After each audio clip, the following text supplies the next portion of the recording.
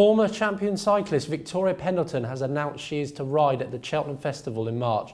Patrick Baines at the Cheltenham Racecourse has more. Do you think Mark Cooper's going to change the squad around quite a bit and experiment? Because obviously league's got to be priority this season for Forest Green. Yeah, definitely. We've got strength and depth to make those changes, so it's a great opportunity.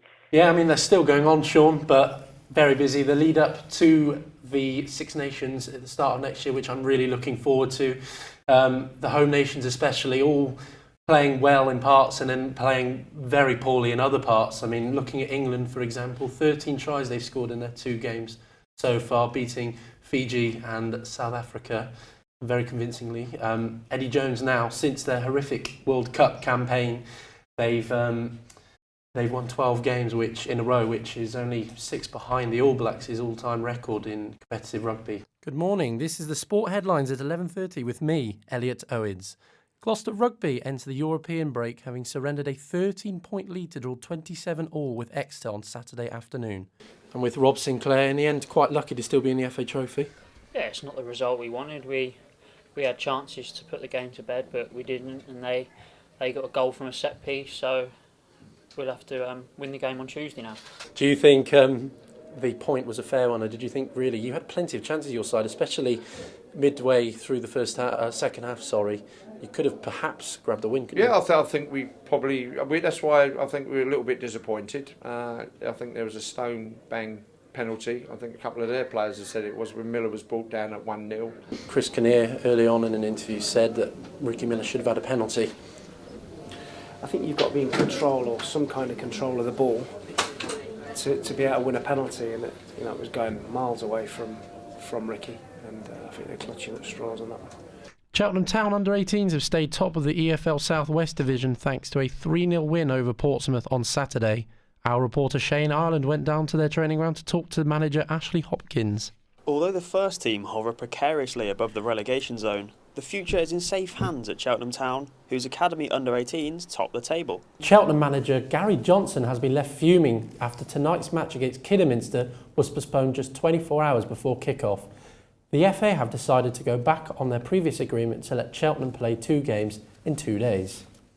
Cheltenham could really do with a result for financial reasons and just for lifting everybody after Saturday. It was on the 30th of April that Cheltenham Town secured the National League trophy here at Waldon Road.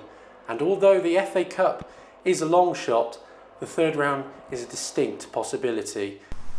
Lee Greenwood's side travelled to Hunslet for their season opener on March the 12th, but it's the game on July the 8th that has got everyone talking. If we do manage to beat Rovers, away, there's no reason why we should fear Cinderford either.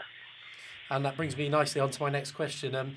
Last season you lost out in the semi-finals to Bishop's Cleeve, didn't you? And do you think this year you can go one better, especially if you do beat Bristol Rovers tomorrow night? And so you're looking ahead to the weekend, Coventry Bears away. It's vital really you get 2 points, if not more, bonus points if you can, because you leapfrog them in the league to 11th, and financially speaking, come the end of the season, that's going to do massive for you. Yeah, it's massively important. It's important as well that we get a positive, from the players. It didn't really in response to obviously the administration factor, what's going on, and obviously for the financial aspect. This will be the last meeting until the Gold Cup week in March, where some of the weekend's runners will be competing. With forecasted rain Friday evening heading into Saturday, the going is soft. This has been Elliot Owens for the University of Gloucestershire Park Life.